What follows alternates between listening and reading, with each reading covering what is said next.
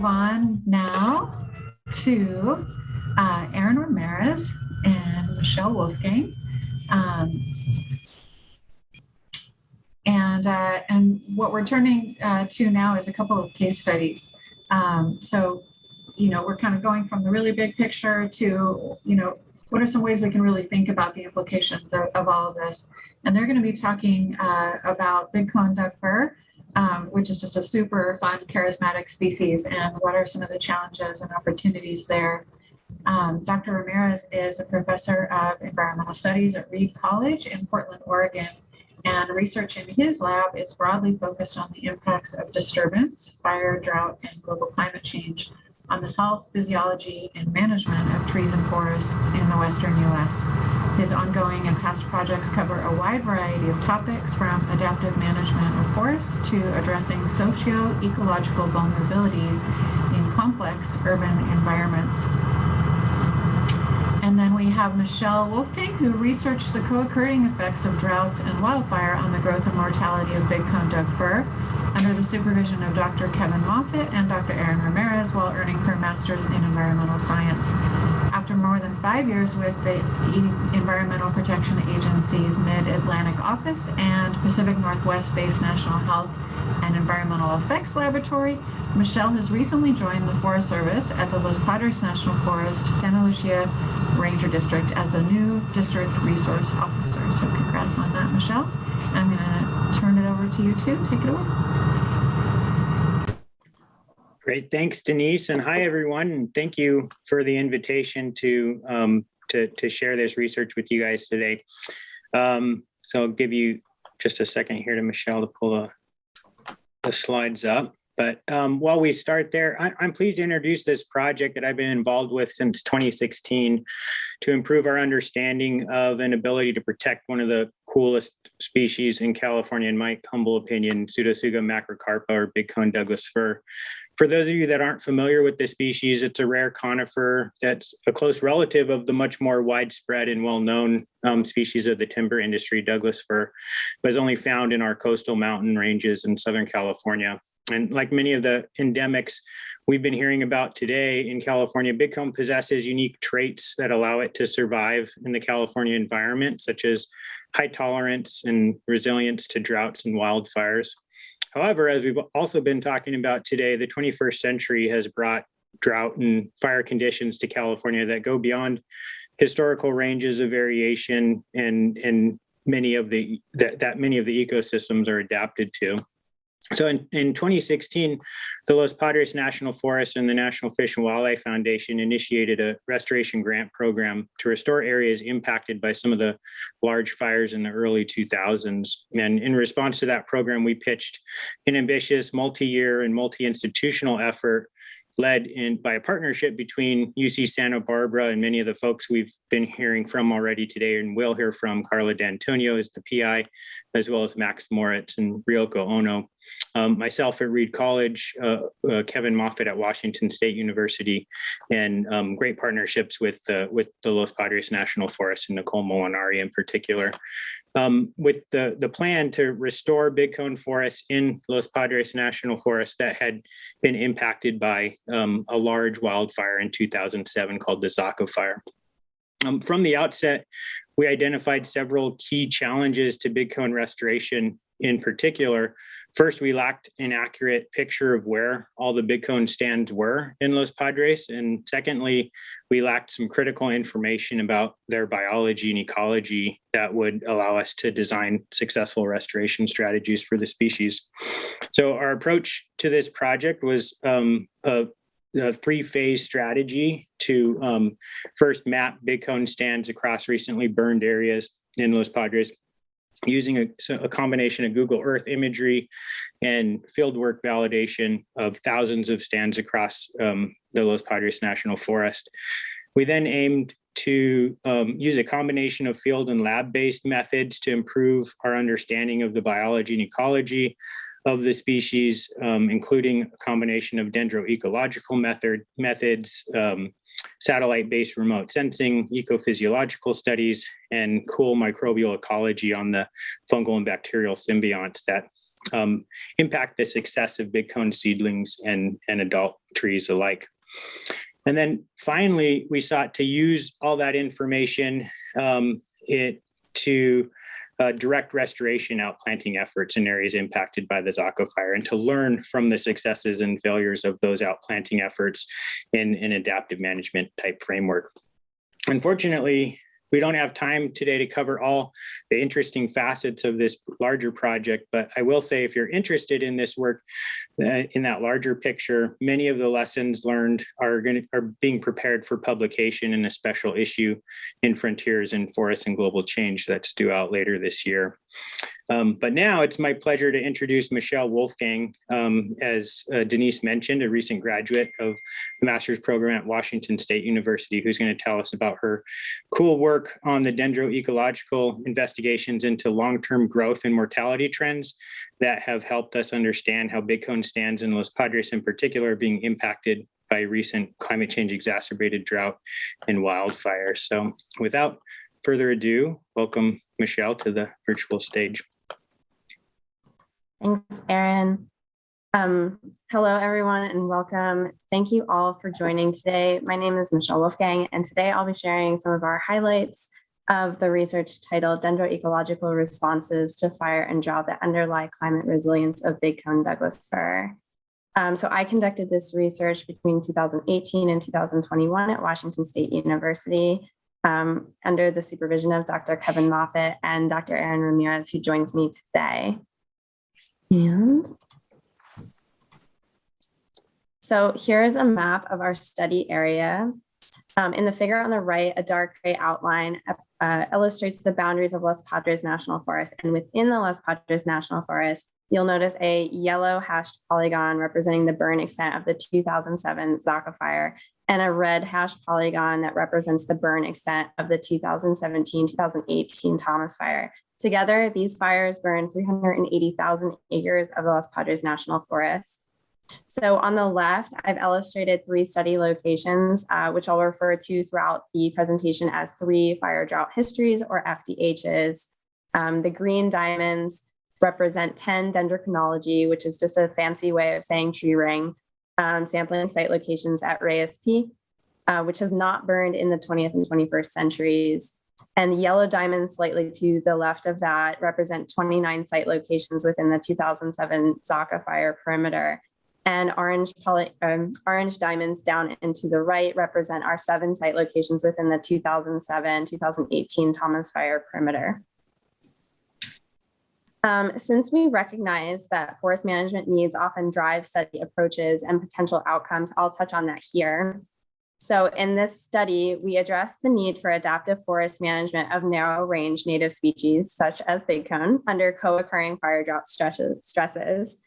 We conducted a dendro-ecological assessment of the 20th and 21st century growth and mortality patterns of bigcone and correlated those growth patterns to climate. The goal of our research was to assist current and future efforts of restoration plans as we respond to ongoing drought and wildfire conditions of the 21st century. So in the first part of my presentation, I'll address how 20th and 21st century growth and mortality patterns compared across the 3 fire drought histories. Our main takeaway in the evaluation of bigcone growth and mortality patterns is that we found evidence to support that prolonged intense drought years may limit the resilience of bigcone to regeneration after wildfire and may prime the trees for death during and post-wildfire. In the case of the 2017-2018 Thomas fire, which occurred after the 2011 to 2016 multi-year drought, the cause of death of trees sampled appeared linked to the fire, since most of the dead trees were found to have died after the growing season of 2017. So here I've illustrated what that looks like inside of a tree. This tree was cored in August of 2018, and the last full year depicted by this dark brown line is 2017. So now I'll walk you through a few of our additional evidence to support this claim. So at this point, we've proposed that multi-year drought may have primed bigcone death during the Thomas fire. Bigcone are known as one of the most fire resilient and drought tolerant species in North America. Yet when we pulled these cores from the Thomas Fire perimeter, we observed that the trees were experiencing episodes of growth release and suppression, as illustrated here. So you'll notice that we have some wide rings here in this tree core, and that represents an episode of growth release, followed by several years of average growth, and then a lot of narrow rings here that represent growth suppression. So we found that in the Thomas Fire perimeter, we were vacillating between these types of growth release, normal years, and growth suppression. And so that signaled to us that the trees were likely experiencing some stressful growing conditions before the devastating wildfire had occurred in late 2017. The following three graphs I'll touch on here. I know there's a lot here, but bear with me. They describe what are observed as the growth release and growth suppression episodes across the three FDHs. So we have Reyes Peak here on the left, Saka Fire in the middle, and Thomas Fire here on the right. The top row graph describes the proportion of all trees at the site that are experiencing positive year-to-year growth. So larger sized bars, larger sized green bars indicate that more trees at that fire drought history site were experiencing positive signs of growth. And then the middle row graph represents what are called marker years in dendrochronology.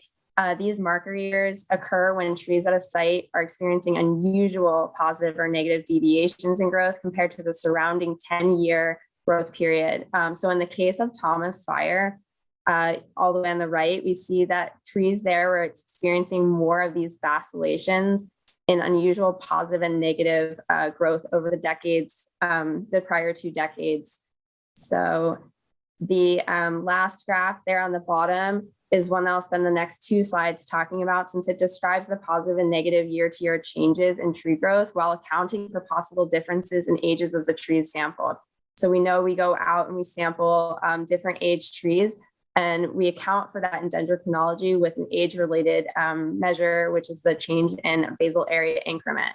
And that helps us decipher how the trees respond to disturbance events such as prolonged drought and wildfire, while taking into consideration their age.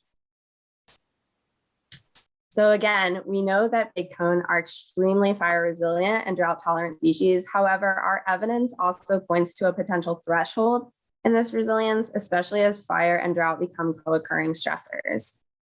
For instance, when compared to the patterns observed at Reyes Peak and Reyes Peak and Saka Fire, Reyes Peak is here, Saka Fire is here in the middle again, and Thomas Fire is here on the right, we observe these higher amplitude and more frequent swings in growth release and suppression occurring earlier on in the 20th century, and especially in the years after about 1980 and before the multi-year drought. So this dotted line here represents 1980, and you'll see a lot of swings happening after that as well. And that's important to keep in mind as we move forward. So these changes also signal that perhaps the trees were experiencing stressed growing conditions within the Thomas Fire perimeter before the onset of the multi-year drought and before the wildfire. And of course, there is the possible other alternative explanations, such as an abundance of understory fuel loads or high canopy density that may have facilitated widespread bigcone mortality resulting from the Thomas Fire. However, these explanations don't fully explain what was going on in the tree growth patterns over time. So let's turn our attention now to a case where a fire preceded the multi-year drought, such as in the case of the 2007 Saka Fire. Again, here we have Saka Fire in the middle, Thomas Fire on the right, and Reyes Peak over on the left. If we observe the area of the graphs that represent the 2011 to 2016 multi-year drought, that gray hashed area, we can see that negative growth trends during the 2011 to 2016 drought across all the FDHs, regardless of when or if they burned in recent history. Recall that Reyes Peak has not burned in recent history. However, we found evidence in our tree ring analysis to support that the multi-year drought has strained regeneration of bigcone within the Saka Fire perimeter. And that we can see in, as the drought lifted in 2016, where this black arrow is pointing to, there's little to no recovery observed within the Saka Fire perimeter. Other sites have a little bit of recovery here and there, but the Zaca fire in 2016 and 2017, there's very little recovery there in basal area increment. So the following graph depicts the percent year-to-year growth change between 1995 and 2018. The blue line on the graph shows the fluctuations in percent year-to-year growth. And the dotted horizontal red lines depict where the radial growth change was either greater than 50% or less than 50%. The multi-year drought, again, is marked by that gray hashed area. So also here we observe that Bigcone experienced over 50% radial growth change in 2003, and again in 2005 and 2008. So we know that we are observing similar responses of Bigcone across the landscape, and that Bigcone has resilience to rebound from wildfire or short-term drought disturbances, such as in the case of the 2007 Zaca fire. And you can see that here as we turn our attention to the yellow boxed areas of the graph. We observe that Reyes Peak and Thomas Fire shared positive growth responses directly before and directly after the multi-year drought in 2010 and 2016, whereas Zaca Fire had little to no growth during or after the multi-year drought. This evidence supports that prolonged drought, coupled with post-fire landscape conditions, such as those mentioned earlier, and including the loss of protective bark or living tissue and lower soil infiltration rates, may further strain post-fire regeneration within the Zaca fire perimeter during the onset and duration of the multi-year drought. So with that, I'll now turn our attention to the second question we addressed in our research. So how do radial growth patterns or the tree ring growth of Bigcone correlate with climate oscillations on an interannual, interdecadal, and multi-decadal timescale? And so don't worry if you're not familiar with all those different terms, we'll catch up to those in just a moment. As we move into discussing the results of the climate growth analysis, I'll need to point out that we did split this analysis into 3 major segments representing the 2 major switches in the Pacific decadal oscillation, which is the most regionally important multi-decadal ocean atmospheric climate regime. The PDO, as I'll call it, operates on a 20 to 30 year time frame and is documented to have influenced growth of conifer species in the Western North America. So that is why we correlated growth to it. This plot on the right illustrates the correlation between Bigcone growth at each fire drought history and the historical average total monthly precipitation value since 1900. The 3 columns here represent the PDO phases, while the 3 rows represent the 3 FDHs in alphabetical order. So Reyes Peak is at the top, Thomas Fire is in the middle, and Zaca Fire is at the bottom. On the x-axis, we have ordered the months of the growth year from the previous October to the current September. And the green bars represent correlation coefficients between growth and PDO. Black dots that you'll see at the top of those bars represent where those correlations had statistical significance. So our main takeaway here is to note that the correlation highlighted by the blue boxes depict that Bigcone at all 3 FDHs responded positively to warm, wet winters during the warm, dry phases of the Pacific decadal oscillation. So this evidence indicates that Bigcone predominantly relies on winter precipitation to sustain growth during warmer, drier phases of the multi-decadal climate regime. The following bar plot is virtually the same as the last. However, this one illustrates how growth correlated with monthly minimum temperatures and over the 20th and 21st centuries. Again, that we split it into 3 time segments based on those 2 major switches in the PDO. So here we illustrate within those red boxes that hotter, drier summers, that late growing season, regardless of whether or not it was,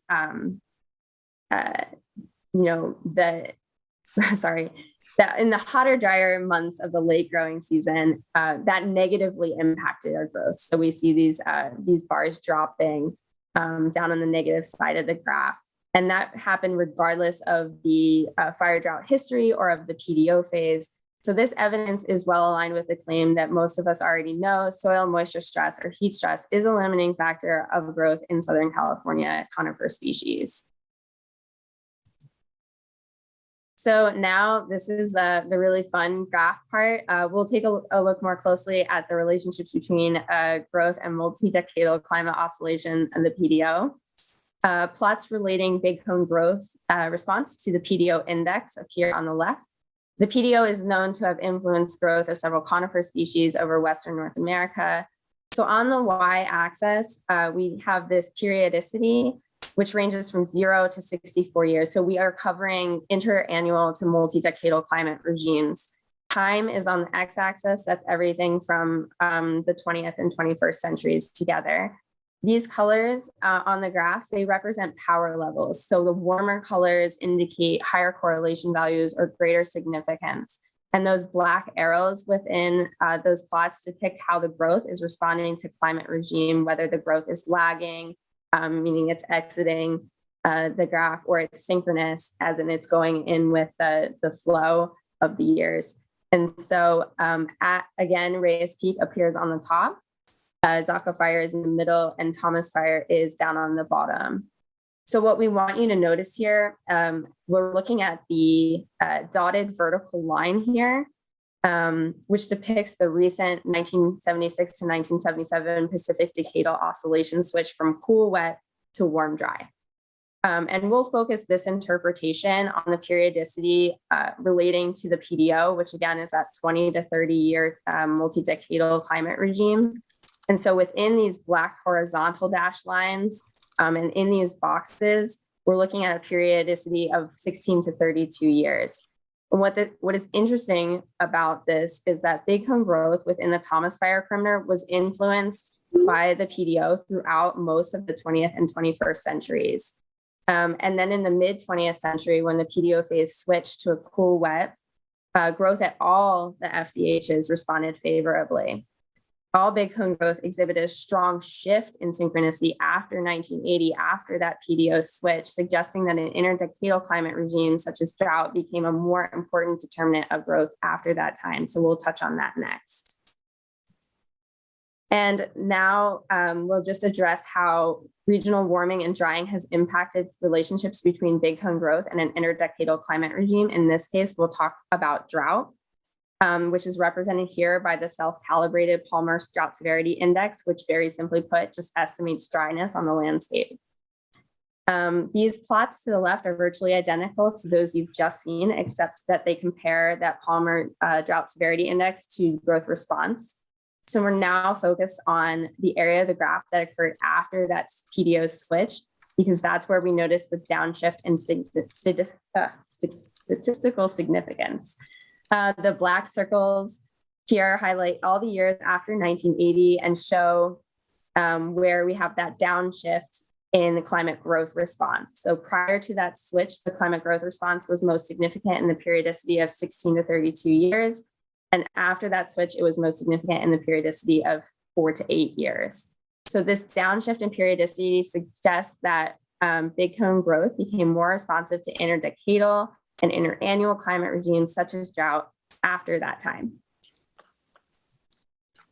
And just a few take-home messages really quickly here. So we know, again, big cone is incredibly resilient to regional long-term climate and wildfire patterns, yet recent large wildfires and multi-year drought are driving growth declines and mortality in big cone forests. Post-fire restoration is therefore key to big cone persistence in the ecosystem. Secondly, the maritime coastal influence has an important effect on growth response patterns of big cone and should be accounted for when designing active restoration efforts. And then restoration efforts need to target locations such as climate refugia, relatively buffered from the effects of the worsening drought and wildfire conditions we're seeing for long-term persistence of big cone forests in Los Padres. And I just want to give a shout out because I know Anne-Marie Parkinson is in the audience here, and we're currently working on a model of climate refugia for big cone and hoping to get that out into the manuscripts in a couple of weeks. So here again is my contact information if you'd like to contact me at any point in time. And thank you all for your attention today. This concludes my presentation. Michelle and Erin, thanks so much. That is an impressive amount of data. We are behind on time, so we have to move on. But thanks again.